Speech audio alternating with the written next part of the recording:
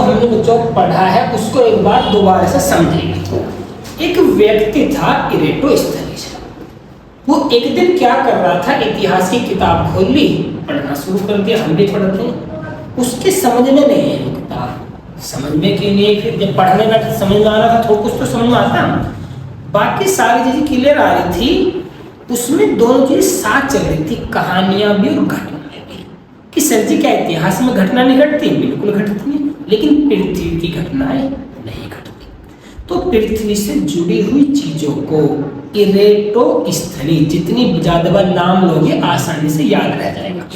तो इरेटोस्थनीज ने इतिहास से पृथ्वी से जुड़ी हुई सारी चीजों को अलग कर दिया, तो उन सब का एक नाम दिया भूगोल। इस शब्द के आधार पर पूरा अपने आप में भूगोल आज एक सब्जेक्ट है। और इस भूगोल शब्द के आधार पर भूगोल का पिता कौन? इरेटोस्थनीज।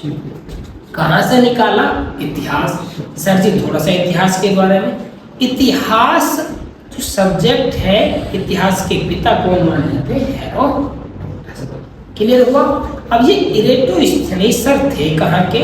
हम दुनिया के बारे में अगर थोड़ा सा जानना चाहें तो पूरी दुनिया 7 महाद्वीपों में बटी हुई है। कितने महाद्वीपों में? 7।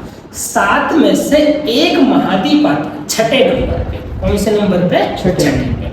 कौन सा आता है सर जी? यही तो आता है अपना यूरोप। जब यूरोप आता है तो यूरोप में दक्षिण की तरफ जब आप जाओगे तो वहां पे एक देश मिलेगा ग्रीस।